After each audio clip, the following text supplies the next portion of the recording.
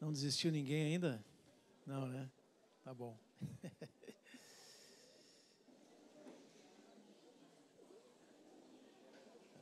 Vamos continuar então, irmãos,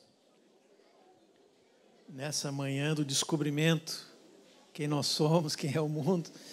Eu sei que vocês sabem de tudo isso, né, que nós estamos falando aqui, mas o que o Senhor tem me pedido é que realmente a gente refresque a nossa memória para saber de onde saímos, quem nós éramos e quem nós somos hoje em Cristo.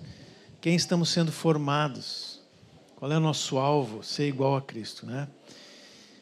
Então, na primeira parte, eu falei sobre a natureza humana, pecado, a carne, e agora eu queria ir um pouco adiante. Mas antes vamos ler dois textos. O primeiro está em... três textos. O primeiro em 2 Coríntios 4, 17, até o iniciozinho do capítulo 5. São poucos versículos. Texto bem conhecido. Porque a nossa leve e momentânea tribulação produz para nós um eterno peso de glória, acima de toda comparação. Na medida em que não olhamos para as coisas que se veem, sublinha aí, mas para as que não se veem. Porque as coisas que se veem são temporais, mas as que não se veem são eternas. Pois sabemos que se a nossa casa terrestre desse tabernáculo se desfizer, temos da parte de Deus um edifício, uma casa não feita por mãos humanas, mas eterna nos céus. Lembram de algum outro texto que fala isso, as coisas que se veem e que não se veem? Lá em Hebreus 11, né? A fé é a certeza das coisas que eu não vejo, que eu espero, convicção de tudo isso que está em Deus. Então, coisas temporais e coisas eternas, uma vida terrena e uma vida celestial, são opostas entre si. Colossenses 3, versículo 1,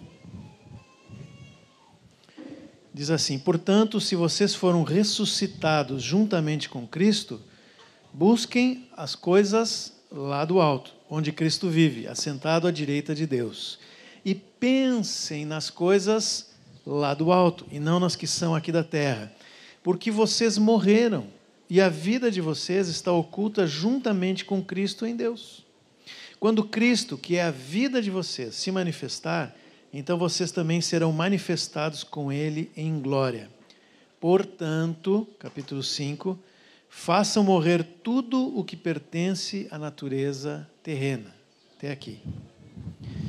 E 1 João 5, 18 e 19, um texto bem conhecido, né? Sabemos que todo aquele que é nascido de Deus não vive em pecado, porque quem é nascido de Deus guarda a si mesmo, e o maligno não pode tocar nele. Sabemos que somos de Deus e que o mundo inteiro jaz no maligno. Então, na primeira parte eu falei, e ontem também mencionei muito por cima, de 3 inimigos que nós temos nesta vida. Eles já existiam antes de nós conhecermos o Senhor, mas eles não eram nossos inimigos, eles eram nossos amigos.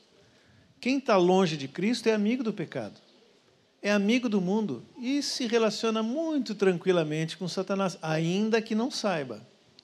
Nós estamos vendo cada vez mais isso, né? Há pouco tempo eu conversei com uma irmã que se converteu e ela é de gerações assim, de feiticeiros, né? Eu fiquei impressionado com a consciência que eles têm do mundo espiritual, muito mais do que nós.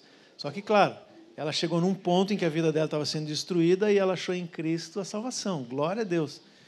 Mas para essa mulher é muito mais fácil falar de uma coisa espiritual porque ela sabe o que acontece, né? Então, o mundo inteiro jaz no maligno. Às vezes eu penso que nós não nos damos conta desse inimigo que é o mundo, né? Aliás, nós falamos sobre a carne na primeira parte, o pecado. Amanhã eu vou tocar um pouquinho sobre Satanás, né? Na verdade, não vou falar nele, porque eu não gosto de falar nele, mas eu vou falar de quem o venceu, né? Da obra de Cristo. E como nós podemos vencer o diabo com a obra de Cristo. Mas agora eu queria falar um pouquinho do mundo, porque esse é um inimigo muito dissimulado. E nós, assim como a carne está sempre presente, o mundo nós também temos sempre do nosso lado. Agora, o que é o mundo, gente? Vocês vão me dizer, vai ali em Recife que tu vai ver, né? É verdade, o mundo está lá, mas está aqui também. Está presente no nosso redor, na nossa vida diária, de uma forma que nós nem sempre compreendemos. A palavra original para mundo, tem várias palavras na Bíblia que são usadas para mundo, mas nesse sentido que nós estamos falando aqui, como inimigo da fé, a palavra utilizada para mundo, lá no original grego, como foi escrita a Bíblia, é cosmos. Não sei se você já viu essa palavra em outro lugar, né? Quando fala das estrelas, dos planetas, né? Cosmos, né? Por quê? Será que os planetas jazem no maligno? Não, não é isso. É que, na origem, essa palavra não se referia a uma coisa maligna, tá? Mas sim a um sistema de coisas muito bem organizado, que funciona junto. É um planeta aqui, é uma estrela ali, é um cometa e tal, tudo funciona junto, né? Às vezes eles se batem um com o outro, mas o normal é que tudo funcione direitinho na sua órbita, sem problema nenhum. Esse é o cosmos, é um sistema do universo que funciona muito bem. Um outro aspecto de cosmos é essa aparência bonita que tem o cosmos. Vocês já se deram conta de onde vem a palavra cosmético? Vem de cosmos. Não que se maquiar seja pecado. Por favor, as irmãs, não tirem daqui nenhuma frase minha nesse sentido, tá? Com excessos, pelo menos, não, né? Mas não é um problema a maquiagem, mas o sentido da palavra nos diz que muitas vezes aquilo que está bonitinho, a aparência está boa, pode esconder algo que não é assim. Hoje a maquiagem já é até eletrônica, né? Tem os filtros do Instagram, não sei o que mais, que tu olha assim, vê na rua, não reconhece. É pior do que a Avon, né? Mas tem um texto em 1 Pedro 3,3 que Pedro diz assim, ó, não seja o adorno da esposa o que é exterior. Lembram desse texto? Né? Mas aquilo que está lá dentro. Essa palavra adorno é cosmel, vem de cosmos. De novo, não que Pedro está dizendo é pecado o que está exterior. O pecado estava lá dentro, né? O motivo de usar alguma coisa exterior, sim. Mas o sentido aqui é dizer a maquiagem, aquilo que torna as coisas muito bonitas. Eu diria assim, há uma certa glória no mundo que às vezes não nos impede de ver a realidade do mundo. Aliás, a primeira vez que essa palavra aparece é em Mateus 4:8, quando Jesus está conversando com o diabo, né? Conversando não. O diabo estava tentando Jesus e ele diz assim, ó, eu vou te levar num lugar muito alto para tu ver os reinos do mundo e a sua glória. A palavra mundo ali é cosmos, é a primeira vez que ela aparece no Novo Testamento. Mas tem uma glória associada a esse sistema. E isso é que muitas vezes nos atrapalha, porque a gente não percebe a malignidade por trás da maquiagem. Agora, aonde começou esse sistema do mundo que é contrário a Deus? Foi no Jardim do Éden? Não, não foi ali. No Jardim do Éden, a gente tem o engano de Satanás, a rebelião, a dúvida, tudo aquilo que nós falamos no primeiro período que gerou o pecado. Depois que Adão e Eva saíram do jardim, o pecado os acompanhou. Tanto que na próxima geração já tem um assassinato. Caim matou Abel. Ou seja, o pecado se tornou uma herança do homem que está em Adão, né? Depois, o próximo filho de Adão é Sete, que pelo menos registrado na Bíblia, e diz que já foi a semelhança de Adão, diferente de Adão que tinha sido feito, né, a imagem de Deus. Mas não foi ali que surgiu o mundo. Eu imagino, embora a Bíblia não diga isso, que Adão e Eva pensavam, depois que saíram, né, e tiveram que penar no mundo, né, desculpa a expressão, mas eles pensavam assim, puxa, será que um dia nós vamos voltar para o paraíso? Será que não dá para voltar para lá? Eu acho que era um desejo deles de algum momento voltar para lá. Mas ainda não havia um sistema independente de Deus que suprisse as necessidades do homem e que mantivesse o homem longe de Deus. Isso só vai aparecer no capítulo 4 de Gênesis. Vamos dar uma olhadinha. Ali vai descrever o Caim e a sua descendência, tá? Deem uma olhada aí em Gênesis 4:17. Diz assim: e Caim teve relações com sua mulher. Ela ficou grávida e deu à luz a Enoque. Caim edificou uma cidade, sublinhe cidade aí, e a chamou Enoque. o nome do seu filho. Alguém uma vez falou que para entender bem a história da salvação de Deus, eu tenho que ler primeiro Gênesis e Apocalipse, porque há uma semelhança entre os dois. Muitas coisas que estão em Gênesis como propostas de Deus, e também aquilo que o pecado fez, vão aparecer lá no Apocalipse. O que foi gerado pelo pecado vai sumir, e aquilo que Deus propôs vai vencer, né? Há essa semelhança. Então, essa cidade que Caim fez, ela foi, provavelmente, pela região onde eles andavam, ela foi edificada na região onde depois surgiu a Babilônia, que é a grande cidade que aparece lá no Apocalipse, já com outro caráter, uma Babilônia religiosa, uma Babilônia de governo sobre todos, né? Então, essa pequena cidadezinha formada ali se desenvolveu até chegar naquela outra lá que vai ser destruída. Por que eu estou falando isso? É pecado morar na cidade? Não. O que eu estou dizendo é que o homem constrói um sistema que permite que ele viva, permite entre aspas, né, que faz com que ele viva longe de Deus, suprido nas suas necessidades. Esse é o sistema do mundo, né? Agora, vamos lembrar a conversa que Deus tinha, aquilo que Deus tinha falado para Caim quando ele pecou. Ele disse que Caim ia sair e seria errante pelo mundo, né? Seria um peregrino, um andarilho. Vocês já viram um andarilho, né, que anda caminhando por tudo? Hoje até está na moda. Então a gente põe uma mochilinha Nike nas costas e vai ser andarilho, né? Mas não era o caso do Caim. E eu vejo nisso uma misericórdia de Deus, porque enquanto ele fosse peregrino, talvez surgisse no coração dele o desejo de voltar para o paraíso, de voltar para Deus, ou de ter em Deus o sustento da sua vida. Mas o que ele fez? Ele fez uma cidade onde ele tirasse o seu sustento e ele pudesse se estabelecer na terra, com segurança e conforto, né? Agora vamos ler a continuidade, capítulo 4, 18 a 22. A Enoque nasceu Irade. Enoque é filho de Caim, não é aquele outro Enoque que vai aparecer mais adiante, tá? Aquele era da descendência de Sete, o irmão que veio depois de Caim e Abel. Então, a Enoque nasceu Irade, Irade gerou Meujael, Meujael gerou Metusael, Metusael gerou Lameque. Se alguém tiver filho para nascer, já pode escolher um nome aqui.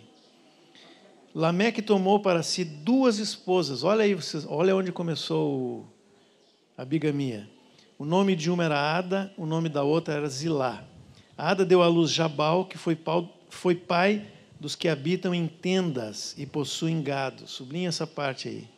O nome de seu irmão era Jubal, que foi o pai de todos os que tocam harpa e flauta. Zilá, por sua vez, deu à luz Tubal-Caim, artífice de todo instrumento cortante, de bronze, de ferro, e a irmã de Tubal-Caim foi Naamá. Agora eu pergunto para você, se eu estou dizendo que aqui nasceu o mundo como sistema, e o mundo é um lugar próprio do pecado, né? Qual é o pecado de plantar, criar ovelha, criar gado, fazer tendas? Paulo fazia tendas. Ter ferramentas, ser engenheiro, né? Tocar um instrumento musical. Olha que maravilha, né? Ver os irmãos tocando aqui, né? Só que a guitarra que eles tocam aqui, toca também lá no Galo da Madrugada. Existe pecado nessas coisas? Nas coisas em si, não. O assunto aqui não é pecado. Por isso que eu disse, o pecado surgiu no Jardim do Éden. O mundo como sistema surgiu a partir dessas gerações de Caim. O cosmos não necessariamente é igual ao pecado, embora seja um ambiente perfeito, ideal para que o pecado cresça e se multiplique, tá? Mas ele é um sistema independente de Deus.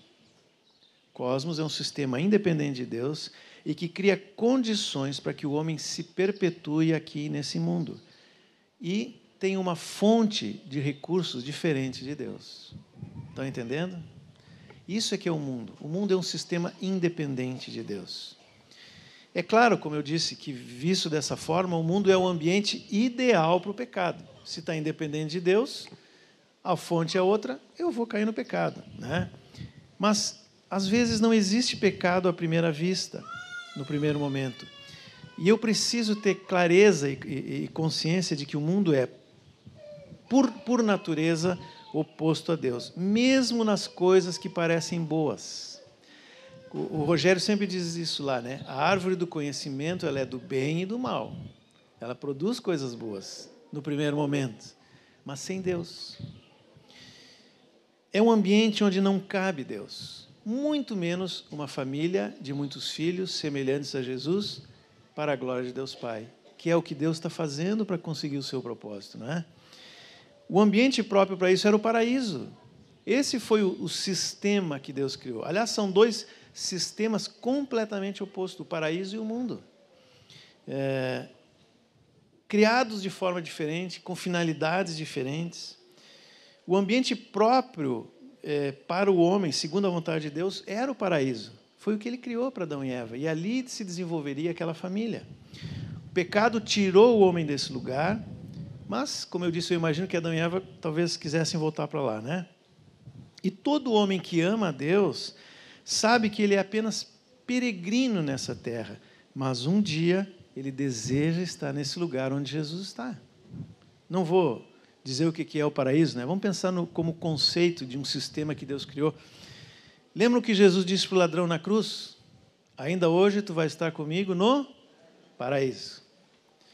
E Paulo foi arrebatado para onde? O paraíso. E viu coisas tremendas que ele nem podia explicar, não tinha palavras para dizer. Em Apocalipse 2, numa das cartas, eu acho que é a carta de Éfeso, se eu não estou enganado, tem uma promessa para o vencedor, né? Ao vencedor da lei que habite no paraíso de Deus, onde está a árvore da vida. Então, este lugar que a gente não sabe como é, onde é, um dia eu vou saber, né? Já quase cheguei lá por 2 vezes, mas não era o tempo ainda. Esse lugar é o sistema que Deus preparou, onde Ele governa e onde todas as coisas conduzem o homem para maior comunhão com Deus. Irmãos, uma prisão pode ser o paraíso. O meu trabalho pode ser o paraíso. A minha casa, onde eu sou o único convertido, pode ser o paraíso se Deus estiver comigo. Esses tempos, agora há pouquinho, né, tem uma família que a gente acompanha no Instagram por causa do homeschool, do ensino domiciliar. De vez em quando olha algumas coisas e eles se dizem cristãos, embora vivam num contexto muito diferente do nosso. E agora há pouco o marido, né, especialmente a esposa, a gente percebe isso nela, né, que ela de alguma forma conhece a Deus mesmo naquele lugar onde eles estão. E o marido agora sofreu um acidente e talvez fique tetraplégico, porque ele fraturou aqui, né, a base da coluna cervical. E aquilo, eu olhei e depois, no outro dia, ela estava explicando então o que aconteceu. Mas essa mulher disse uma frase, que eu olhei para a Madalena e disse, como é que eu vou duvidar da experiência dela com Deus? Ela disse que depois daquele primeiro choque, ela sentou, parou e foi falar com Deus, ela disse, bem assim ela repetiu, Jesus, eu sei que nessa vida nós temos muitas aflições que nós vamos passar. Eu estou disposta a passar por tudo isso com meu marido, desde que tu estejas comigo. Olha só. O paraíso para aquela mulher pode ser acompanhar um marido tetraplégico até o fim da vida, com 4 filhos, né, que eles têm, e grávida. Mas ela sabe que se Jesus estiver junto, ali é o paraíso. Tá bem? Já o mundo é um paraíso fake, vamos dizer assim, está na moda, né? É um paraíso fake. É uma alternativa criada pelo homem ao sistema de Deus. Uma vez, e por isso que andando e vivendo nesse lugar, nós somos peregrinos. Nós temos que passar aqui como quem está viajando. Tá? Leva uma mochilinha nas costas, uma malinha pequena e vamos embora, porque um dia nós vamos sair daqui. Aliás, nenhum ser humano vai permanecer nesse lugar. Nem os que estão em Cristo, nem os que estão longe dele. Ou vão para o lago de fogo, ou vão para o paraíso, para o lugar onde Deus está. Ninguém vai ficar aqui. É um lugar de passagem para todo ser humano. Uma vez um irmão ministrando lá em Porto Alegre, ele fez uma comparação muito interessante. Ele diz que um embaixador e um imigrante, ou colono, né? O imigrante é uma palavra que a gente entende melhor. Tem muitas semelhanças, mas eles têm um alvo diferente. O embaixador e o imigrante vêm de um país e moram em outro país que não é o deles. Igual, né? Só que o embaixador, ele não quer ser cidadão daquele país. Ele não tenta fazer isso. ele representa os interesses de outro governo. Por isso ele não se sujeita às leis daquele lugar onde ele está, né? Ele pertence, ele é um embaixador brasileiro, ele não quer ficar naquele lugar onde ele está. Já o imigrante é outra história. Ele nasceu num país, vive no outro, mas ele deseja ser cidadão daquele outro lugar. Se ele tiver oportunidade, ele vai ser. E enquanto isso não acontece, ele tenta se identificar com aquele lugar, ele quer ser igual a todo mundo que vive naquele país, para ele ser aceito naquele lugar. E como ele está naquele lugar, ele quer ser cidadão dali, ele se sujeita às leis daquele lugar. Agora eu pergunto, a Bíblia diz que nós somos embaixadores do reino ou nós somos imigrantes no mundo? Nós somos embaixadores. Esse lugar aqui não é mais o nosso lugar, não é mais a nossa casa. Nós somos embaixadores do reino de Deus, nosso lugar é junto com o Senhor. A implicação prática disso é que mesmo que nós não vivamos pecando assim, literalmente, né, praticando coisas que a Bíblia diz claramente que são pecado, mesmo assim nós podemos começar a nos enredar nesse sistema do mundo sem nos dar conta. Vocês lembram da conversa de Jesus com o jovem rico? O jovem rico, ele tinha certeza que ele estava assim, prontinho para ir para o céu, né? Tanto que ele chegou com o passaporte para Jesus carimbar. Ele disse, o que eu preciso fazer para a vida eterna? Mas ele já sabia. Aí Jesus disse, cumpre os mandamentos. Ele disse, esse eu faço todos. E apresentou o passaporte para receber o carimbo, né? Só que aí Jesus disse assim, então vende todos os teus bens, dá aos pobres e me segue. Por quê? Se ele queria ir para o céu, que valor tem os bens? Mas aquilo de alguma forma tinha conquistado o coração daquele homem. Tinha um lugar ali que, na verdade, ele era escravo daquilo tudo, né? E eu não estou dizendo que a riqueza é pecado em si. Aliás, Jesus disse lá em Lucas 16, se eu não estou enganado, ele disse que dos recursos desse mundo nós devemos fazer amigos. E ele fez isso. Jesus não era rico, mas aqueles recursos que ele tinha na sua mão, ele fez amigo. Ele multiplicou pães, ele curou. Tudo que ele tinha, ele usou para trazer amigos para si. A mesma coisa nós fazemos. Os recursos dessa vida não são pecaminosos em si, mas nós não podemos ser escravos dessas coisas, não podemos ser dominados ou então impedidos na caminhada em direção ao propósito de Deus. Se nós não cuidarmos isso, no primeiro momento, mesmo que nós não estejamos pecando no mundo, nós vamos ter um peso. Lembram lá de Hebreus que diz para a gente tirar fora o peso e o pecado, são coisas diferentes. Se eu não tiro o pecado, logo, logo eu vou cair. Se eu não tiro o peso desse mundo, daqui a pouquinho eu corro sério risco de cair no pecado. Entenderam por que pecado é diferente do mundo, nesse sentido que nós estamos falando? Ambos são inimigos de quem caminha no propósito, mas são diferentes. E essa diferença é importantíssima para nós não escaparmos apenas de um, mas escaparmos dos dois. As perguntas que a gente mais recebe, provavelmente vocês já fizeram ou já ouviram essas perguntas. Ouvir música do mundo é pecado? Ter muito dinheiro ou gastar muito dinheiro é pecado? Usar essa ou aquela roupa é pecado? Beber ou não beber cerveja ou vinho é pecado? São perguntas que a todo momento nos vêm. Só que antes de perguntar, e vocês vão receber as respostas mais diversas, alguém vai dizer, não, fica tranquilo, é só usar com moderação, tudo isso, né? Não tem problema nenhum. Outros nem a moderação já falam mais. E há aqueles que dizem, não, por favor, vai para dentro de uma caverna, fecha tudo, não usa nada. São os dois extremos.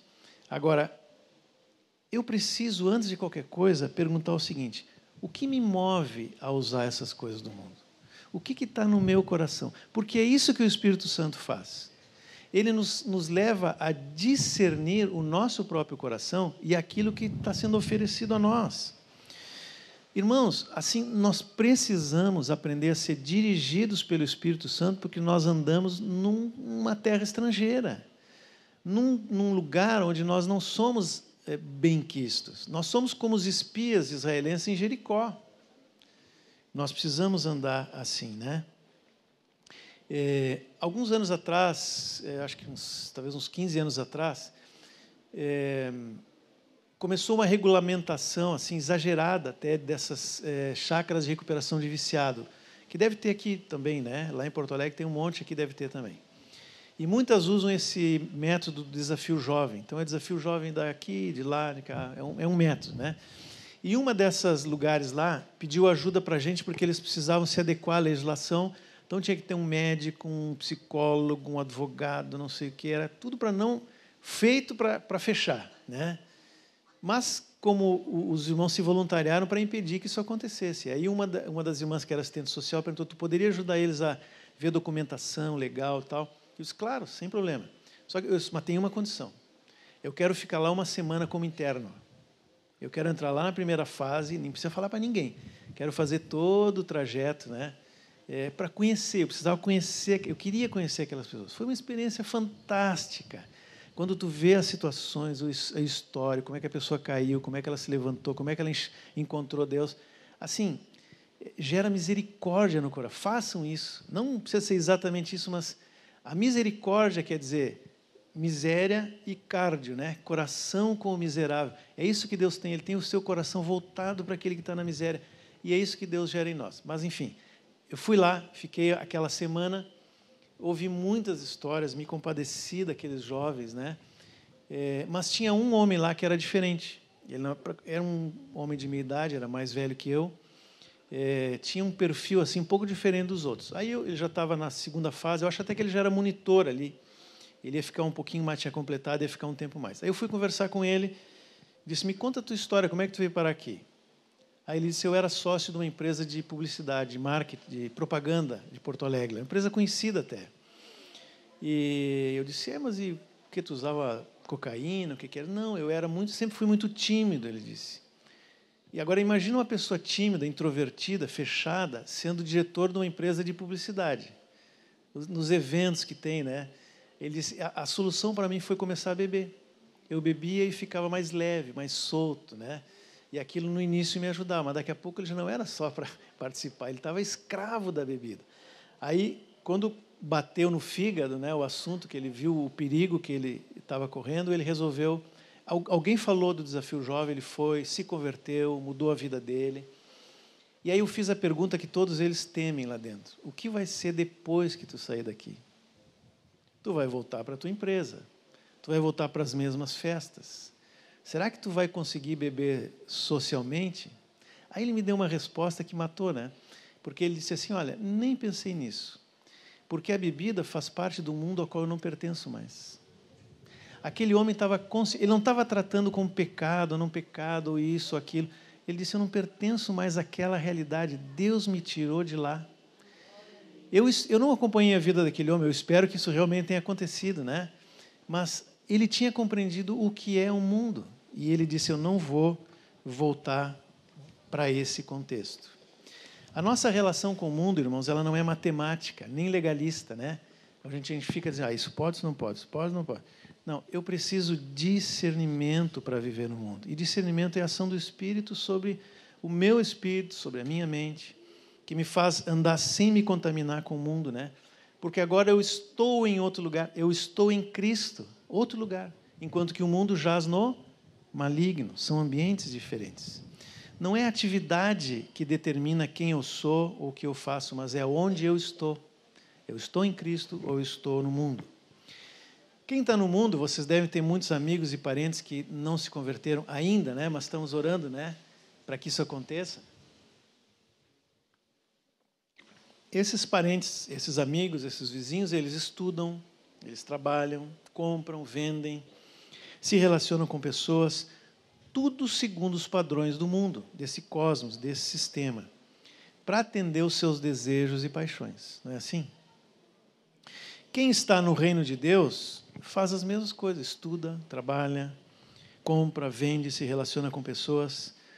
Mas, porque ele é um peregrino nessa terra, os seus olhos não estão mais voltados para os objetivos e desejos da sua carne, muito menos aquilo que Satanás o chama.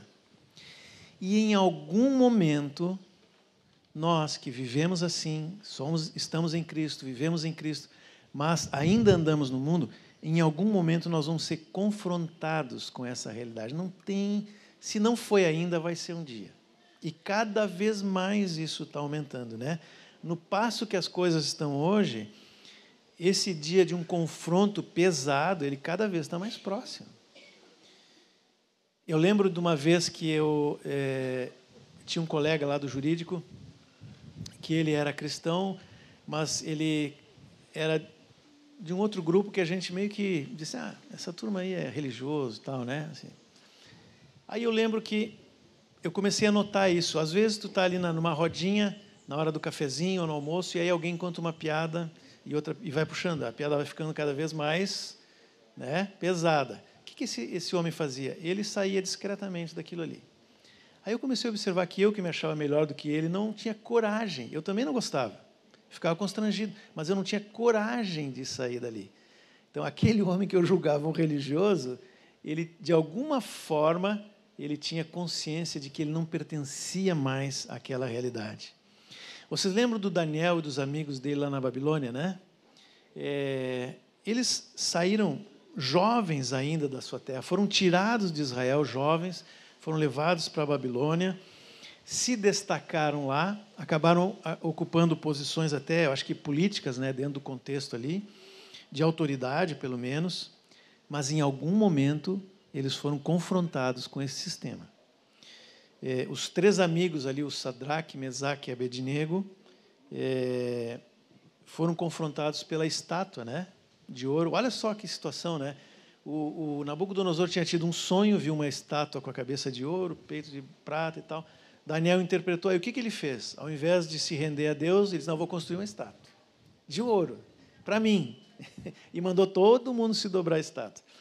O que fizeram esses jovens, né? Eles poderiam ter pensado assim, vamos ficar em casa, é melhor a gente justificar porque não foi do que chegar lá e não se ajoelhar à estátua, né? Mas não, eles foram. Ou eles podiam ter pensado assim, a gente se ajoelha por fora, né? Mas por dentro a gente está de pé para Deus, né? Não. Eles foram inequívocos, né, claros eles tomaram uma posição de reino e foram confrontados. Agora eu pergunto, e disseram para Nabucodonosor, se Deus quiser nos livrar, vai nos livrar, mas se Ele não quiser nos livrar, fica sabendo, ó rei, que nós não vamos se ajoelhar para essa estátua. Nós só temos um Deus. Tomaram uma posição clara diante do confronto. Eu pergunto para vocês, Deus livrou eles da fornalha? Sim ou não? Não, livrou eles na fornalha. Eles foram jogados na fornalha, mas só que junto com eles tinha um quarto homem. O Senhor estava lá guardando eles no meio daquela luta, daquela confusão toda ali. A única coisa que queimou foram as cordas, né? O mundo tenta nos prender naquilo, não adianta, as cordas vão embora, mas o Senhor livrou eles. Às vezes, irmãos, nós também somos confrontados com situações assim. E quanto mais amamos o Senhor e nos posicionamos, mais nós vamos ser jogados na fornalha. É essa hora que eu preciso saber exatamente aonde eu estou, quem é o mundo, quem é o Senhor, aonde eu estou, e que Ele vai me livrar no meio da luta. Para Daniel não foi a fornalha, mas foi a cova dos leões, né? E aí, de novo, vê a estratégia do mundo. Nada é por acaso no mundo, né? Aqueles homens pensaram assim, como é que nós vamos tirar o Daniel daquela posição? Não adianta ir dizer para o rei que ele é isso, que ele é aquilo, porque o rei conhece ele. E ele é que nem o Jó, né? Não tinha o que dizer do Jó, não tinha o que dizer do Daniel. Aí disseram, vamos colocar esse Deus que ele adora em confronto com os nossos deuses. E conseguiram convencer o rei de aprovar uma lei que todo mundo deveria, durante um mês, orar somente para os deuses do rei e não para outros deuses. O que o Daniel poderia ter feito, né? Ele sabia que ele podia perder a vida. O que ele podia ter feito? Ele disse, não, esse mês eu vou ler a Bíblia, eu vou viajar. Ou então ele diz assim, eu vou fechar a janela. Porque nós falamos aqui antes, né, orar em secreto, tem até versículo para o Daniel lá. Poderia usar em secreto, fechar a janela. E nenhum problema do orar em secreto, irmãos, é uma maravilha isso. Porém, no caso de Daniel, aquilo era um testemunho da sua posição diante de Deus. Os vizinhos sabiam. Todo dia ele abria a janela e louvava, orava. Não sei o que o Daniel fazia ali naquele momento, mas ele estava dizendo, eu amo o Deus de Israel e quero um dia voltar para lá. Se ele fechasse a janela, se foi o testemunho. Daniel não fechou, orou de janela aberta. Foi para a cova dos leões e, como diz o Japa, quem entrou na enrascada foram os leões, né? Deviam estar com fome, tiveram que jejuar toda noite, olhando para o prato de comida ali na frente. Os leões é que estavam na pior. Mas conosco é assim também, né? É por isso, como o texto que nós lemos agora há pouco, no capítulo 6 de Romanos, Paulo está dizendo, vocês vivem no mundo, mas vocês já estão mortos. Já morreram para esse mundo. Não tem como voltar lá atrás, não tem como buscar nesse mundo a fonte de vocês. A fonte é outra. O morto não busca a fonte em nada mais, ele está morto. Nós somos assim em relação ao mundo. E esse, irmãos, lembram que eu falei ontem, né? Esse é o maior, não vou dizer que é o maior, mas é talvez o efeito mais imediato que a gente percebe do batismo. Por isso que o batismo nos ajuda contra esse inimigo que é o mundo. Porque quando fomos batizados em Cristo, nós somos unidos, sepultados juntamente com Cristo e unidos a Ele. A sepultura de Daniel, de Mesaque, Sadraque, foi lá na Babilônia, foi a fornalha, foi a cova dos leões. A nossa sepultura é no batismo. Nós fomos sepultados para esse mundo, né? E situações como essa que eles passaram, lá Daniel e os seus amigos, despertou neles o desejo de voltar para Israel. A Bíblia não fala isso de forma clara, né? Aliás, quando nós vamos olhar o livro de Daniel, a gente pensa nele como um livro escatológico, e fala muito sobre o fim dos tempos, mas tem um aspecto interessante que vale para os nossos dias. Antes das visões que Daniel interpretou, que ele recebeu, eles começaram a ser confrontados com essas coisas. E quando Deus livrou eles dessas coisas, eu imagino que outros que estavam por perto viram, Neemias, Esdras, outros judeus que estavam por ali lembraram, puxa, mas nós temos um Deus, nós temos uma terra, a terra prometida. Ali começou a volta de Israel, do povo de Israel para a sua terra. Talvez a nossa luta não seja tão dramática, né? Não tem uma fornalha literal, não tem uma cova dos leões, mas muitas coisas nos prendem a esse mundo, ao conforto desse mundo, à segurança, ou à falsa segurança que o mundo apresenta. E aí, nessas horas, a nossa atitude, muitas vezes, é aquela, bom, se não é pecado, e está me fazendo bem, então por que não fazer? Por misericórdia, às vezes, Deus tira esse conforto, e aí a gente consegue ver a realidade da onde nós estamos inseridos. Foi isso que aconteceu lá na Babilônia. Deus deu uma mexida, né? Ameaça de morte daqui e dali, e eles se deram conta, aqui não é lugar para nós. Nós temos que sair daqui e voltar para Israel. Há uns anos atrás, nós fomos morar num sítio, nem dá para chamar de sítio, é um microsítio, né? Mas é numa região rural, então a gente acha que é um sítio, né?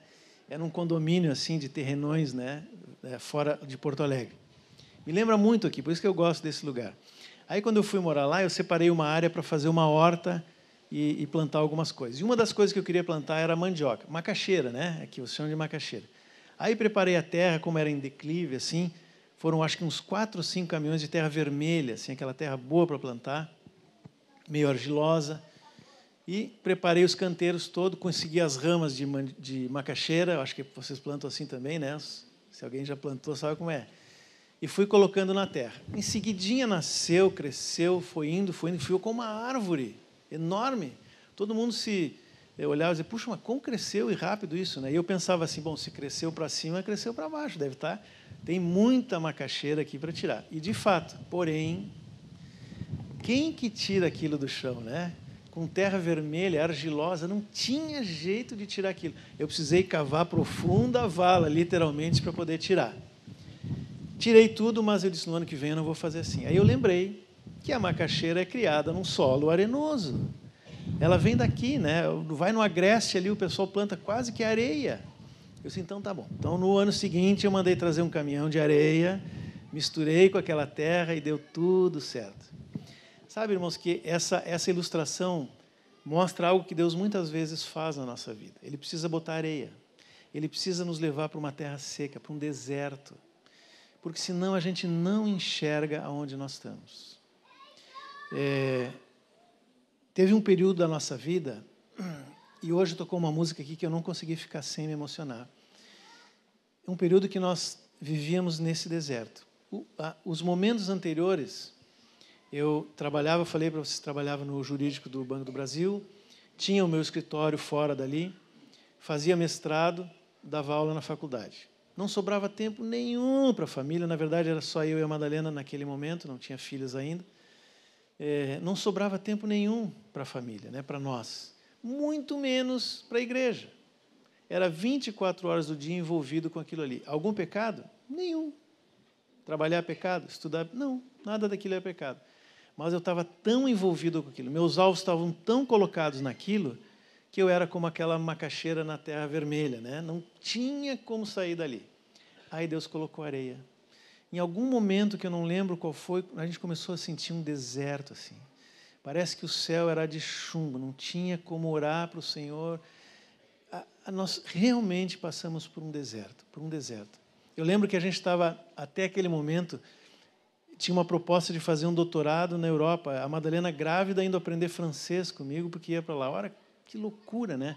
Naquele momento, na nossa vida, não estou dizendo que alguém fazer isso é problema, mas para nós não era aquilo que Deus queria. Graças a Deus Ele nos tirou. Mas naquele deserto, Deus começou a restaurar a nossa vida. E foi pelo louvor, por isso que eu me emociono quando eu escuto algumas músicas. O Diante do Trono, que vocês já conhecem, né? Ele tinha lançado exatamente naquele momento uma música que diz assim: ao cheiro das águas, lembra? Brotará. Eu orava aquilo, irmãos. Era a única coisa que a gente conseguia dizer.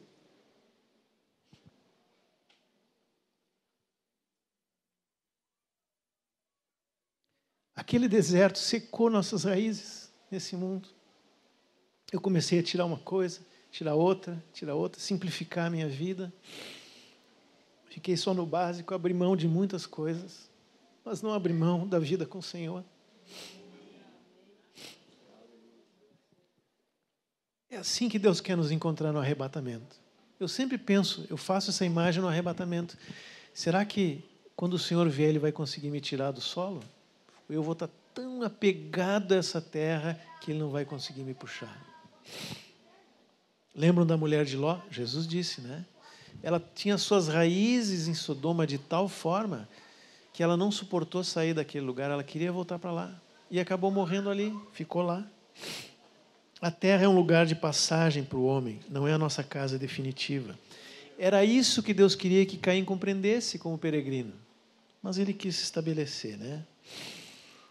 Vocês lembram da parábola do semeador, dos 4 solos? A semente foi jogada em 4 solos diferentes. E no primeiro ela nem germinou. As aves do céu, que Jesus disse que é o maligno, vieram e tiraram a semente. Nem germinou. Nos outros 3 ela germinou. O segundo solo era um solo rochoso, ela cresceu um pouquinho e morreu. O 4º solo era a terra boa. Ali ela cresceu, germinou, cresceu, se tornou uma planta, deu fruto, porque é onde a palavra acha um solo bom. Mas o que me chama a atenção é o 3º solo. O 3º solo, a palavra germinou, nasceu, cresceu, mas a Bíblia diz que ela ficou infrutífera. Por quê? Por causa dos cuidados dessa vida. E Lucas 8, essa parábola está em 3 evangelhos. Em Lucas, talvez é o mais rico de detalhes, ele fala de 3 coisas: cuidados, riquezas e deleites.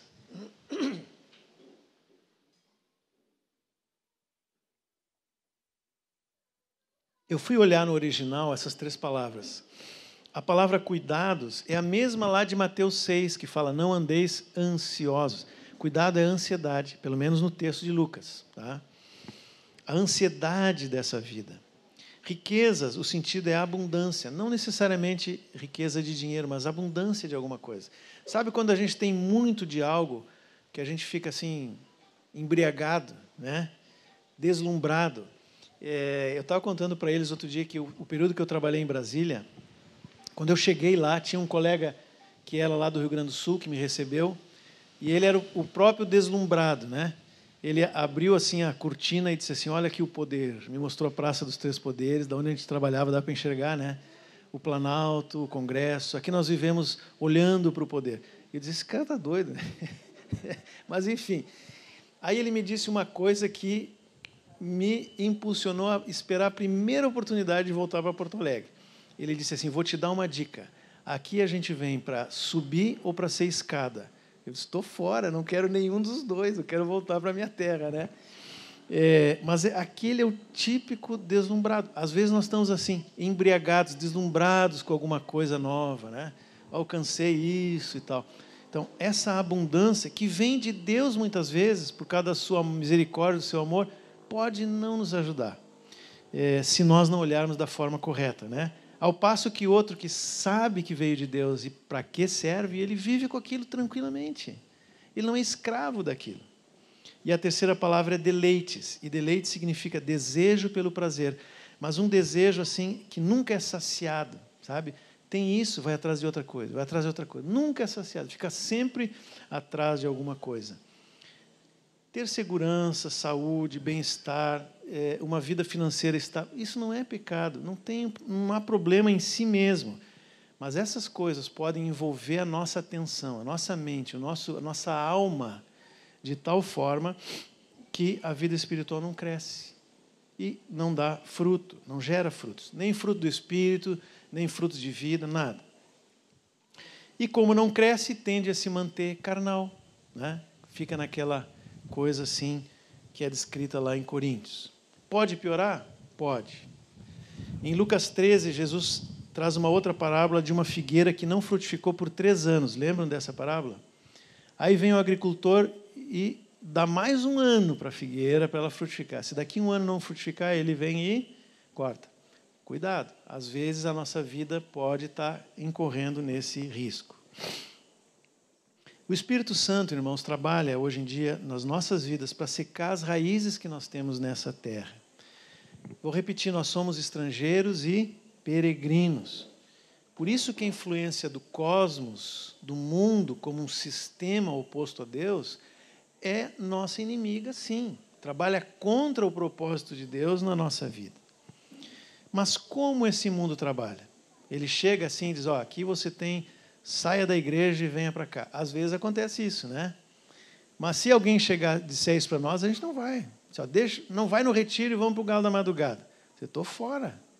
Agora, a forma que o mundo trabalha para nos tirar ou nos desviar do propósito, ou nos manter infrutíferos, é devagarzinho, pouco a pouco, passo a passo, coisa por coisa.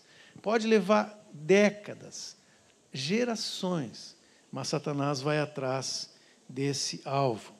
E eu creio, irmãos, ontem eu falei isso muito rapidamente, eu vou entrar um pouquinho mais no detalhe.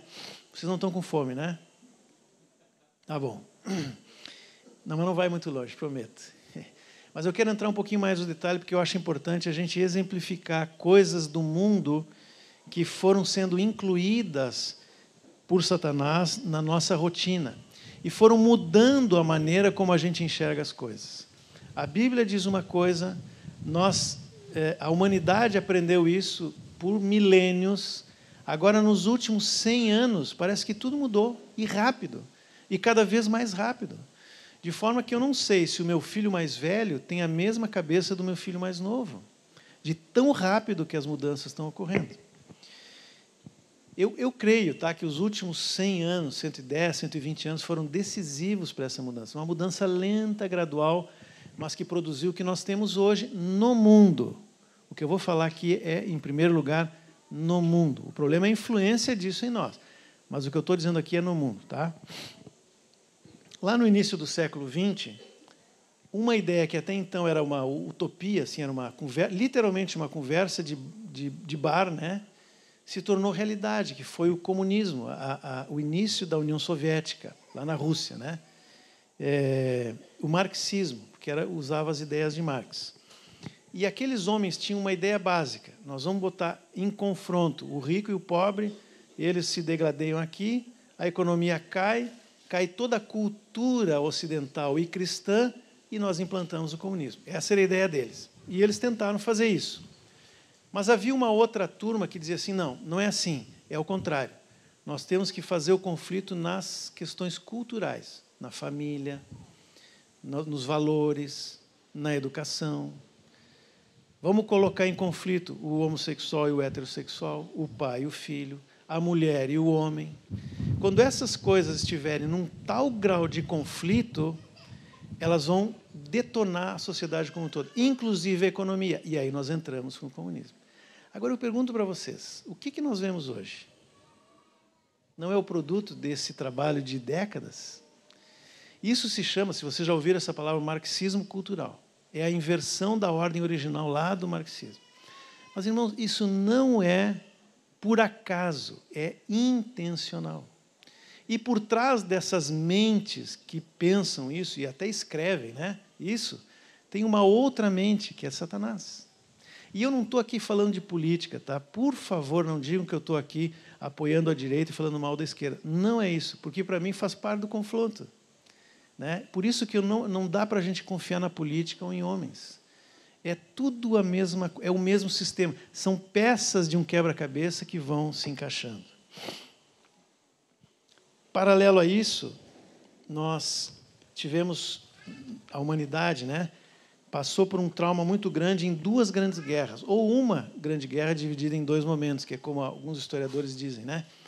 Primeira Guerra Mundial, Segunda Guerra Mundial, morreram milhares de soldados.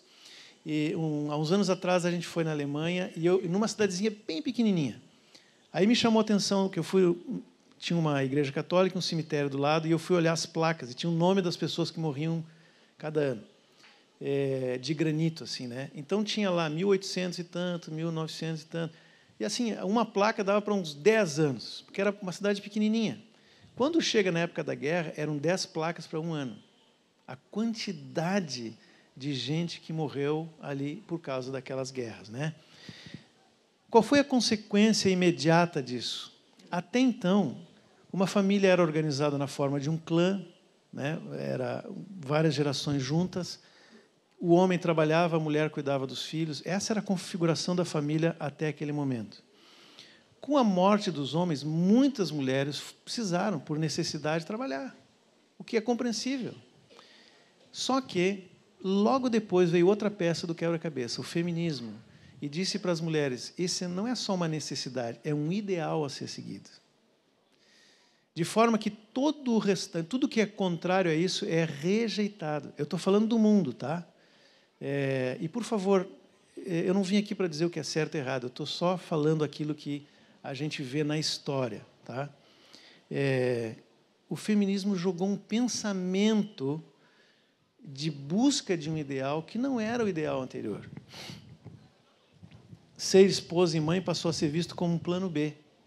E até uma opressão do sistema paternalista, né, que a gente vê isso há muitos anos. Para cuidar os filhos que ficaram em casa, surgiu uma outra coisa que não era muito comum até então, a escola. O ensino público vindo do governo. No começo como uma alternativa, ou como uma ajuda, mas depois como obrigação. E essa escola, a gente sabe, hoje isso está cada vez mais claro, é usada como mecanismo para que essas ideias sejam colocadas. De novo, não estou dizendo que escola é pecado, nada disso, eu estou dizendo que é o meio pelo qual o mundo usou. Décadas de 50, 60, mais uma peça do quebra-cabeça, liberação sexual. Agora, homens e mulheres foram feitos para se multiplicar. É um princípio de Deus a multiplicação, tanto no material quanto no espiritual, né? É uma família de muitos filhos. E a gente sabe que é através do sexo que a humanidade cresce. Só que dentro de um contexto de aliança, de família, de casamento. Naquela época foi dito, não, o prazer é o que manda. Tá? Vocês sabem o que aconteceu ali e o que nós vemos hoje.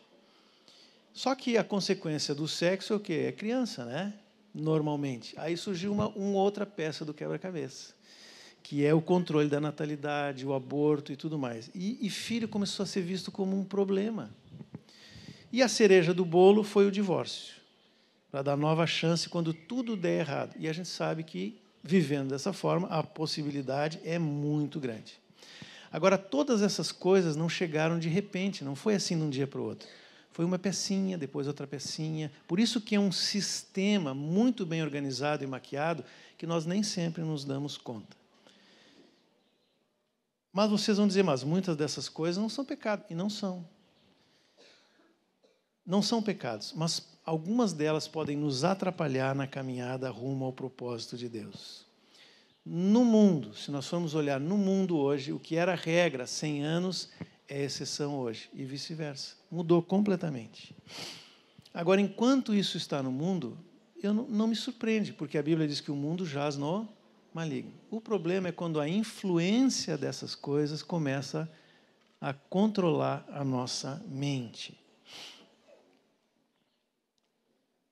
Tem um rapaz lá em Porto Alegre que estava se aproximando de uma moça, e como muitos, né? Glória a Deus, porque novas famílias sempre vão vindo e vão vindo. E a gente estava acompanhando, a gente não acompanha assim nada, mas como ele era muito próximo, eu estava assim, feliz de ver que ele estava, um rapaz que já tinha um pouco mais de idade, né? Estava se movendo para constituir família. Aí, de repente, parou tudo. Eu disse, bom, talvez chegaram a uma conclusão de que não eram um para o outro, enfim. Mas aí, falando com alguém, me disse, não foi isso. A moça deu um tempo, resolveu parar, porque uma irmã mais velha, que tem uma grande influência sobre ela, um dia puxou ela e disse assim, para com esse negócio de casamento. Tu tem que estudar, tu tem que te formar, tu tem que começar a trabalhar. Depois que tu estiver bem na tua profissão, aí tu pensa em casamento. É pecado isso? Não é. Mas eu me pergunto, aonde ficou Tito 2, que diz que as mais velhas ensinem as mais moças a serem boas donas de casa, esposa, mãe de filhos? Vocês percebem como o mundo vai mudando a nossa mente? Não é uma questão de pecado, mas qual é a nossa prioridade? Eu posso fazer todas essas coisas e saber que Deus quer para mim outra coisa, ou tendo como prioridade outra coisa. De novo, eu vou repetir, não estou falando de certo e errado, ou de coisas que são pecaminosas em si mesmo. Não é isso. Mas o quanto o pensamento do mundo vai indo passo a passo até o ponto que a verdade é substituída por uma forma de pensar do mundo. Eu mencionei rapidamente filhos, né? E talvez aqui também é outra coisa que é muito evidente nos dias de hoje, né? Se a gente for olhar na Bíblia, como diz um amigo lá em Porto Alegre, da capa aos mapas, toda a Bíblia, né? Filho é sinônimo de bênção. Bênção. E não ter filhos era sinônimo de maldição ou até de um castigo, de uma disciplina, né? Lembra daquela situação em que o Abraão foi para o Egito e ele não teve coragem de dizer que a Sara era a mulher dele, aí o faraó puxou a Sara, né, lá para o seu palácio, e aí Deus puniu todas as mulheres lá do Egito, ou da corte, não lembro bem, sem filhos. E a expressão diz ali, Deus fechou a madre. Quando o faraó se deu conta do que estava acontecendo e liberou Sara, diz lá que Deus, de novo, elas conceberam. Então, a Bíblia toda é assim, filho é bênção, não é maldição. Mas o mundo nos convenceu que filho é um problema. E aí vem aquelas explicações, né? É caro ter um filho. Esses dias eu vi uma pessoa fazendo um cálculo, ele botou assim, quantas fraldas, quanto isso, quanto aquilo, ele fez um cálculo. Dava um carro zero, e não era qualquer carro, era um carro zero. Agora eu pergunto para vocês, alguém que recebe um salário mínimo e vê aquilo e vai pensar o quê? Jamais eu vou ter. Como é que eu vou sustentar essa criança? Não vou ter. Ou então assim, terminou o meu sossego, né? Se vocês entrarem no Instagram para olhar alguma coisa sobre filho e casamento, é uma desgraça. Pode ser até uma piada, uma brincadeira, mas é sempre negativo. Sempre negativo. Ou então, esse mundo é muito perigoso, né? Não vamos gerar filhos para viver nesse mundo perigoso. Que é um mundo mais perigoso que lá o período de Israel na Babilônia, onde Jesus viveu. Os nossos irmãos, a igreja, século após século, vive no perigo, porque ela vive no mundo, e o mundo é oposto à igreja.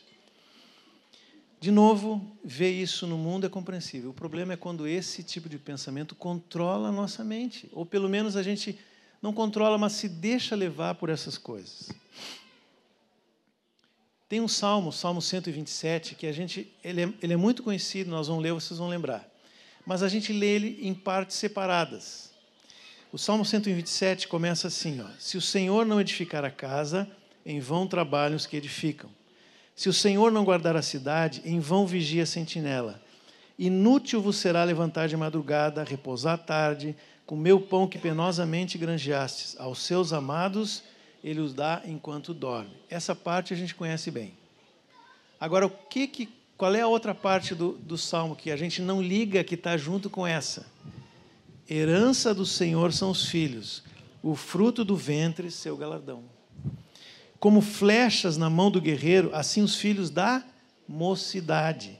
Feliz o homem que enche deles a sua aljava. Não será envergonhado quando pleitear com os inimigos à porta. Olha só. Em quem que nós vamos acreditar? No Salmo 127 ou no Instagram? Esse salmo, irmãos, está numa sequência de 15 salmos, que eram chamados salmos de romagem, né? Nada a ver com a romaria da Igreja Católica, mas é que os judeus iam para Jerusalém de tempos em tempos. Eu acho que pelo menos uma vez no ano cada um tinha que ir.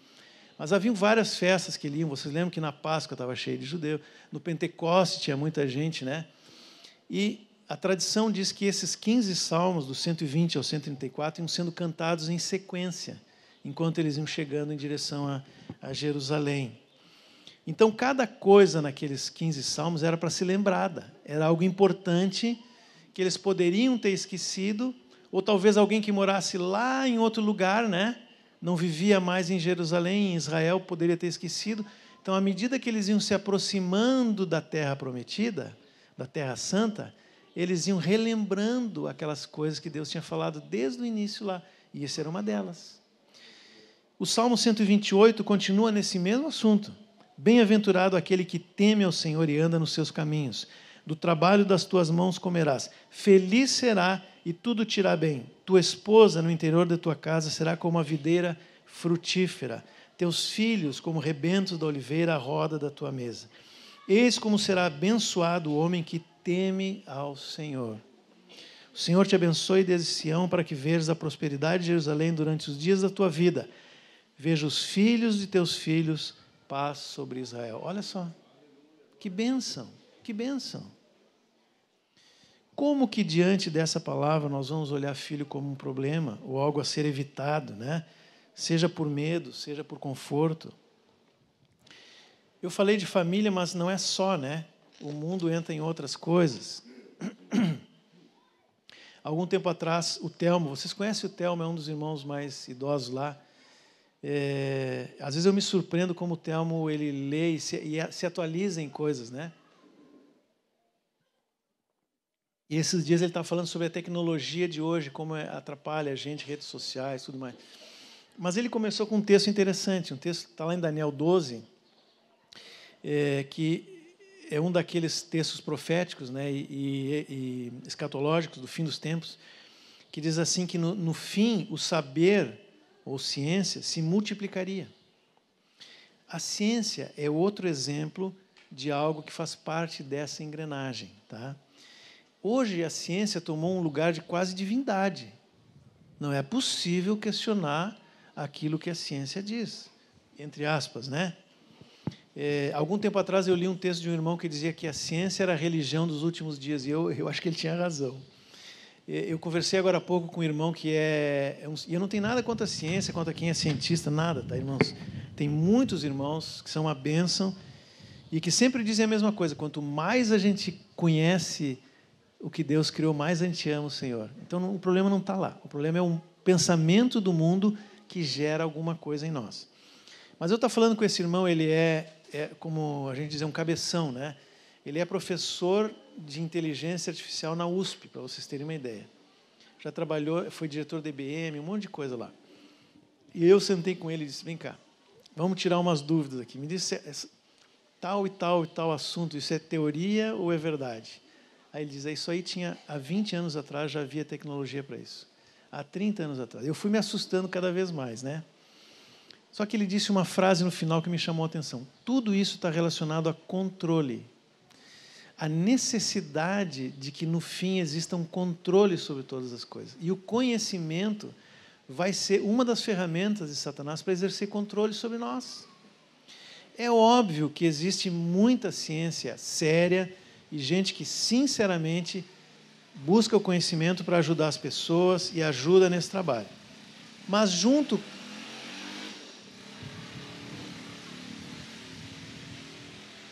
Deixa passar o barulho, né? Mas junto, ou por trás de tudo isso, existem também interesses ideológicos, econômicos e até espirituais por trás de muitos desses estudos. A Madalena fez mestrado em fisiologia, trabalhava com... Na porta dizia assim: aqui trabalhamos com o coração, né? Porque era a área que eles trabalhavam. Mas o laboratório do lado, lá na Universidade Federal, era tudo gente envolvida com trevas. E ali a gente viu o seguinte: a ciência tem lugar para as trevas, mas não tem lugar para Deus. Existem muitos cientistas cristãos que se destacam, inclusive, na ciência, mas, no momento em que eles colocam Deus na equação, eles são jogados na fornalha, né? Graças a Deus pelos irmãos que se mantêm firmes nisso, como o Adalto Lourenço, por exemplo, que agora está descansando com o Senhor, né? Mas ele era um cientista, assim, de muita categoria, muito conhecimento, e que nunca se envergonhou de dizer: Deus criou o mundo em 7 dias. E ele mostrava, por tudo que ele estudou e tal, que isso era verdade. O problema não é o conhecimento, o estudo, a ciência. O problema é o quanto isso nos afasta de Deus, né? E cada vez mais. Eu falei que o livro de Daniel diz que o saber se multiplicaria, né? Mas eu lembrei que Jesus também disse que a iniquidade também ia se multiplicar no fim dos tempos. E muitas vezes essas coisas andam juntas, né? Não adianta eu dizer hoje, por exemplo, que só existe 2 sexos, homem e mulher, né? Se olhar nos cromossomas é XX, XY, não tem outra coisa. Mas a ciência provou, e ai de quem desconsidere isso, que tem um monte de gêneros aí entre as duas coisas, né? Não dá para questionar hoje mais. É um sistema que está controlado pelas trevas. Vocês imaginem uma manchete assim, né? Cientista de Harvard criou um clone humano. Puxa, todo mundo ia parar para olhar. Primeiro clone humano criado por um cientista. Aí vai a descrição da notícia. Um voluntário que passou por uma cirurgia, foi anestesiado, dormiu, tirou como é que chama aqui? Célula-tronco, né? Desse osso aqui da costela.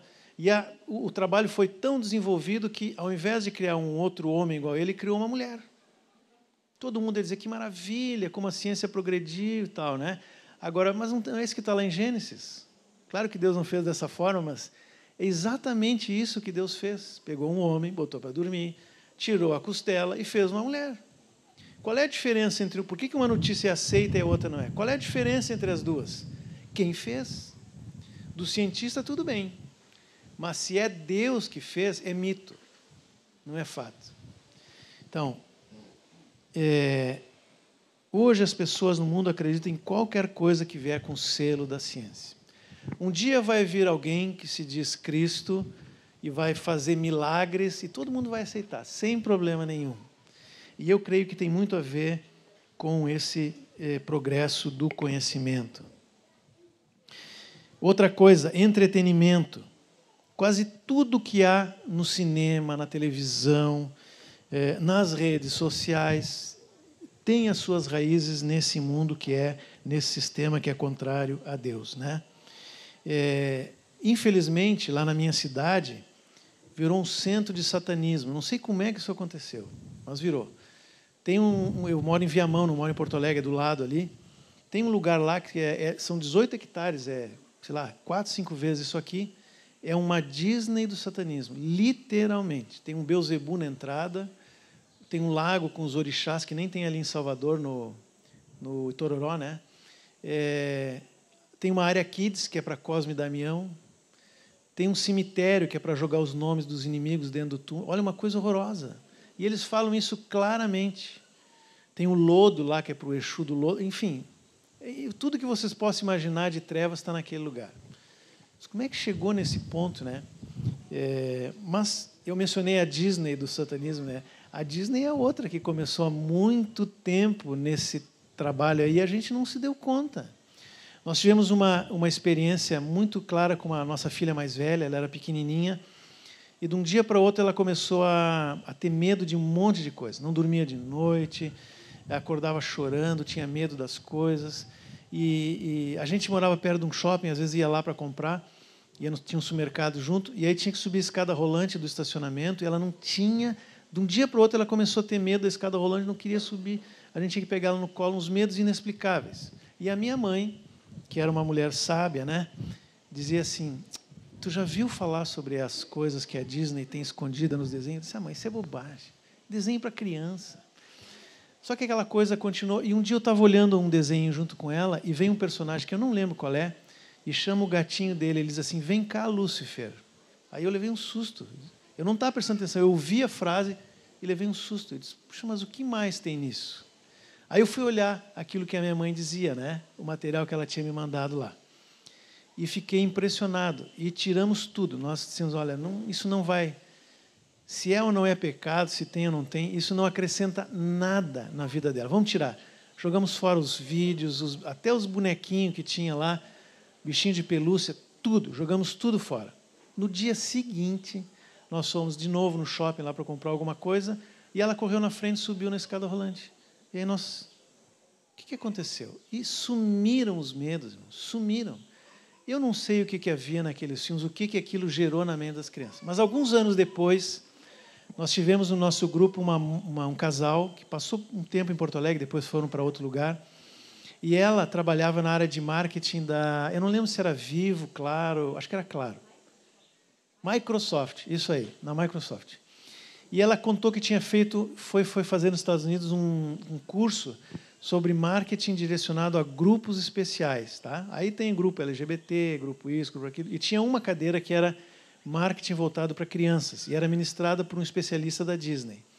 Aí a primeira aula ele passou, eu vou passar para vocês uma cena de um filme, era uns 10, 15 segundos, assim, que era um container do Wall-E, não sei se alguém viu aquele filme, né? Que tinha um monte de coisa dentro daquele container lá. E ele disse assim: agora vocês contem quantas colheres, lâmpada, né? Quantas lâmpadas vocês veem aqui? Aí o pessoal contou: 6, 9, 15, 8. Vou passar de novo mais devagar. Aí ele passou: mesma coisa, não mudou muito. Aí ele disse: tem mais de 100. Aí todo mundo ficou surpreso, né? Sabe por quê? Porque vocês não conseguem ver. Foi feito só para as crianças verem. Aí eu me pergunto, se uma lâmpada pode ser escondida num filme desse, o que mais tem ali que só a criança consegue ver? Aí nós entendemos.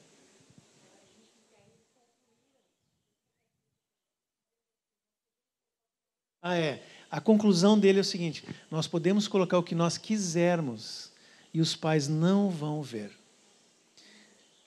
Eu estou falando da Disney, mas pode ser qualquer... Hoje a Disney nem esconde mais. E outras coisas nem escondem mais. Só que, por isso que a gente chega num carnaval de 2025 e vê a adoração a Satanás correndo frouxo em tudo que é lugar. Isso não foi de repente. Foi sendo colocado assim, tijolo por tijolo, passo a passo, degrau por degrau. Mas tem muita coisa boa e verdadeira na cultura. Tem sim, mas junto tem mentira, tem engano, que às vezes são difíceis de separar. É mais ou menos como a gente ir no lixão e tentar pegar uma fruta boa no meio das frutas podres, né? Talvez até consiga alguma coisa, mas a possibilidade de ter um verme ali no meio é grande. Não aconselho a fazer isso. É da essência do engano misturar a verdade com mentira, né? Irmãos, até o culto a Deus hoje tem coisas do mundo misturadas. Não estou falando de ninguém especial, né? Mas, de alguma forma, a maneira como nos reunimos, igreja em geral, de novo estou falando, sem identificar ninguém, ela sofre influência do mundo em muitos lugares, né? Em coisas que são puro entretenimento, para atrair a atenção das pessoas.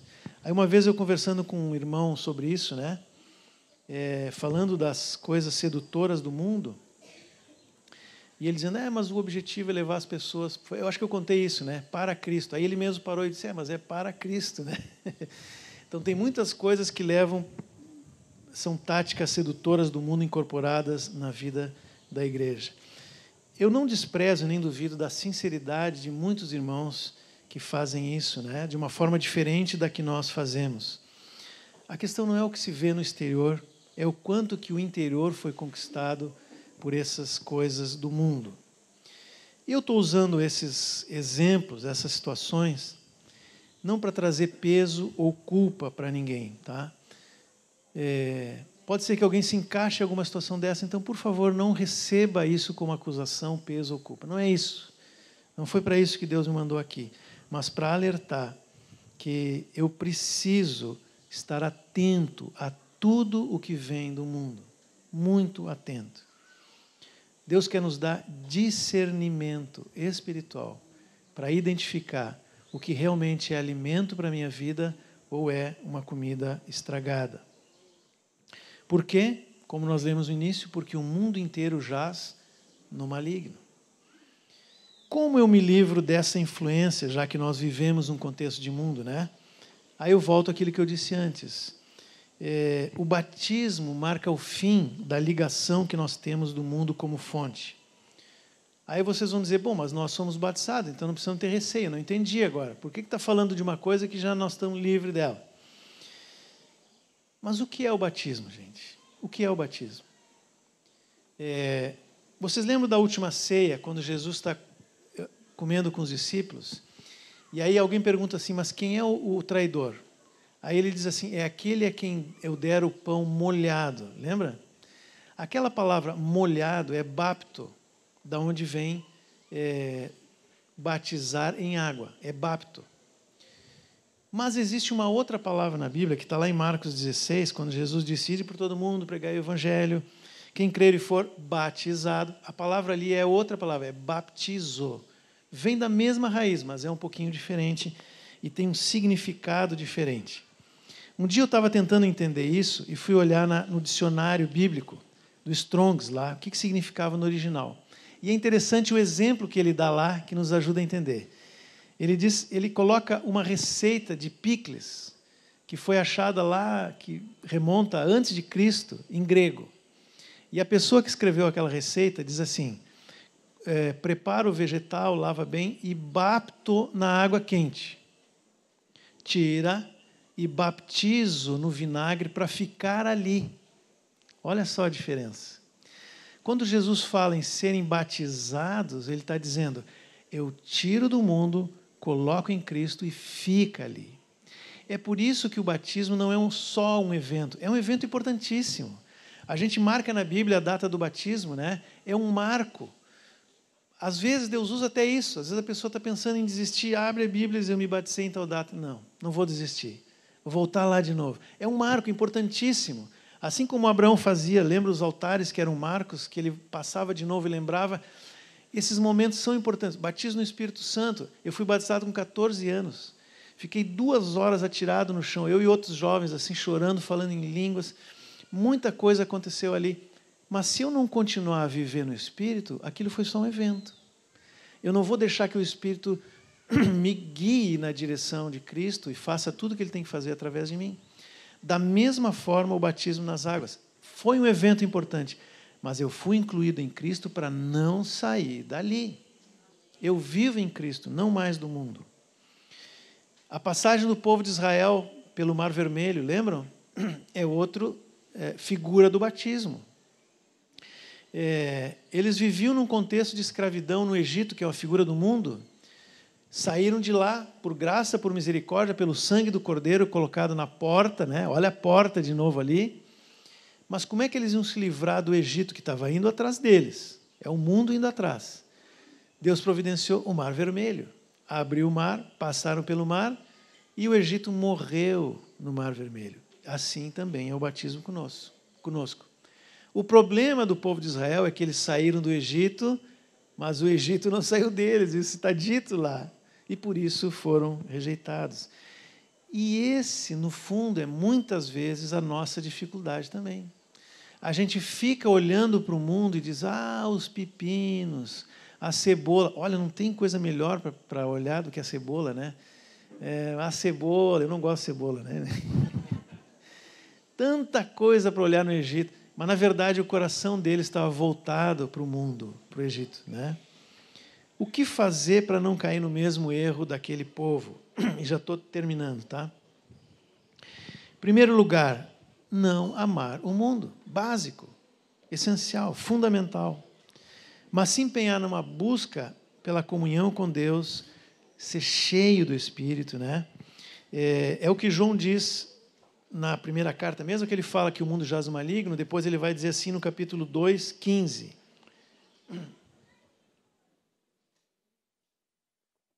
Eu vou ler numa outra versão, eu gostei mais da forma como está escrito aqui, mas é o mesmo texto, tá? Ele diz assim, não amem esse mundo nem as coisas que ele oferece, pois quando amam o mundo, o amor do Pai não está em vocês. Porque o mundo oferece apenas o desejo intenso por prazer físico, o desejo intenso por tudo que vemos e o orgulho das nossas realizações e bens. Não é uma figura do mundo, né? Isso não provém do Pai, mas do mundo. Este mundo passa e com ele tudo que as pessoas tanto desejam, mas quem faz o que agrada a Deus vive para sempre. Então, primeira coisa, irmãos, isso tem que estar muito bem fundamentado na nossa vida. Não há absolutamente nada que nós possamos desejar desse mundo. Nós podemos viver no mundo, podemos conviver com as coisas do mundo, podemos até usar as coisas do mundo, mas nunca esqueçam, não amem o mundo. Não amem o mundo. Segundo lugar, que vem junto com isso, né, é ser cheio da palavra. E quando eu digo ser cheio da palavra, não é só fazer um seminário, né? É conhecimento e prática. E comunhão com os irmãos, o cuidado pessoal, o discipulado, o pastoreio, a paternidade. Vocês lembram quando Jesus lavou os pés dos discípulos? Naquela mesma última ceia que eu mencionei agora, né? Jesus lavou os pés dos discípulos. Ele estava ali com as vestes de um escravo, dizem que era o escravo mais baixo, né? Jesus se vestiu dessa forma para lavar os pés dos discípulos. Aí o Pedro, sanguinão, né, daquele jeito assim do Pedro, disse: não, de jeito nenhum. Né? Tu não vai lavar os meus pés. Esses aí, se quiserem, mas comigo não, Senhor. Aí Jesus diz: Pedro, se eu não lavar os teus pés, tu não tem parte comigo. Aí Pedro muda, né? Diz: não, então todo o corpo, lava todo o corpo. E aí Jesus diz uma coisa importantíssima para nós hoje. Quem já se lavou não precisa tomar banho de novo. Quem tomou o banho lá do batismo, quem passou por esse evento, não precisa ficar batizando de novo. Eu já vi pessoas que dizem: eu pequei, vou me batizar de novo. Se foi batismo, de fato, não precisa batizar. Às vezes não é, né? Às vezes é só um banho. Mas eu preciso ter os meus pés lavados, constantemente. Para eles isso fazia muito sentido, porque eles viviam caminhando na areia. Quando chegavam numa casa, para uma refeição, que era o caso, tinha sempre alguém lavando os pés. Olha só quem estava lavando os pés deles ali, né? Era o Senhor.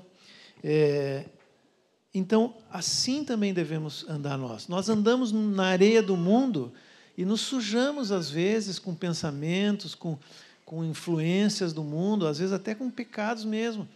Nós precisamos ter os nossos pés lavados pela palavra. O que diz lá no Salmo 119, 105?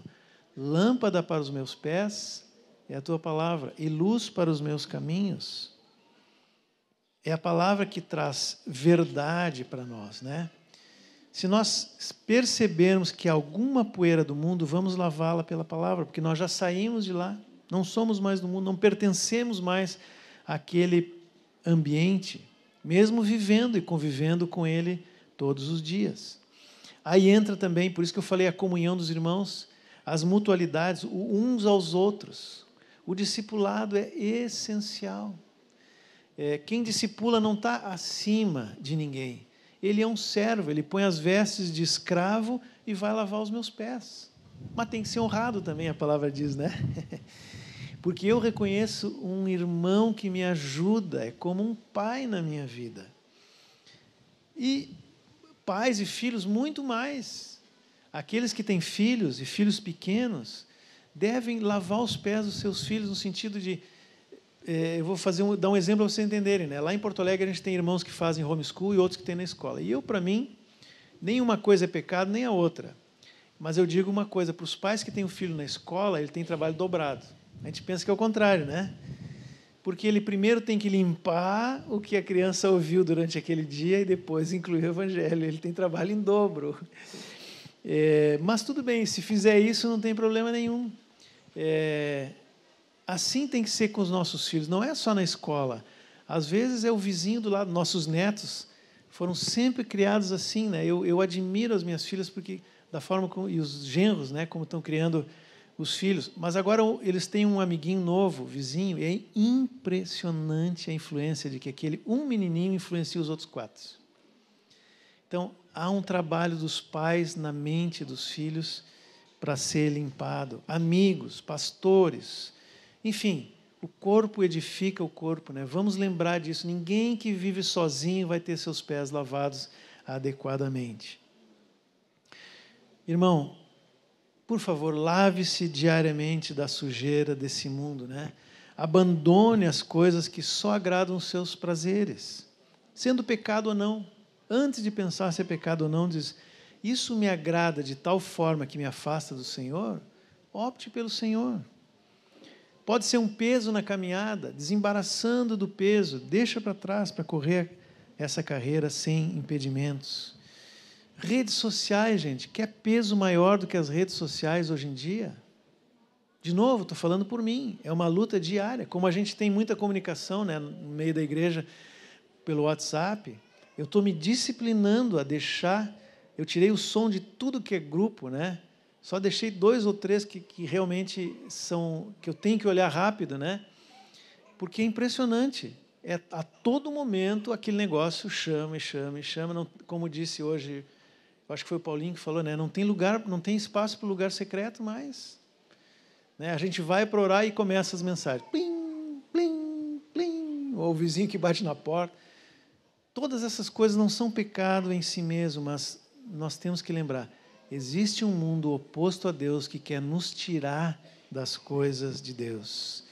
Tenha coragem de abandonar essas coisas, né? Ou conceitos que talvez foram recebidos ao longo dos anos na família, na escola, dos vizinhos, na vida, que não batem com a palavra. Se não bate com a palavra, joga fora.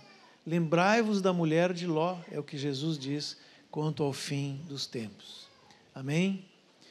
Eu vou repetir mais uma vez para que não fique dúvidas. Eu não conheço a congregação, não conheço a vida de vocês. Eu não vim aqui para dizer o que é certo e o que é errado no sentido de comportamentos, mas para trazer o alerta do Senhor. Isso sim, o Senhor quer nos alertar. E é um alerta para mim. Não estou falando como quem está fora disso, é um alerta para mim. Que nós estejamos alertas nesses dias. O Senhor vem em breve, irmãos. Graças a Deus, o nosso tempo aqui está se abreviando. Logo nós vamos voltar para a casa do Pai. Amém? Podemos orar? Senhor, eu quero mais uma vez te agradecer, Senhor, porque a Tua palavra nos limpa. E nesse dia, Senhor, eu quero te pedir que mais do que aquilo que foi falado aqui, que Teu Santo Espírito, esse Espírito de poder, Ele possa estar ministrando no coração, na mente de cada um aqui, Senhor. Se nós estamos optando por as coisas que Tu nos pediste, que haja uma confirmação, que haja coragem para continuar fazendo assim. E se existe algo que Tu quer mexer na nossa vida, usa esse tempo para mexer, Senhor. Por favor, eu te peço, em nome de Jesus, que eu possa, Senhor, que essa palavra sirva para mim em primeiro lugar, que eu possa olhar na minha vida as coisas que não Te agradam e abandoná-las, em nome de Jesus.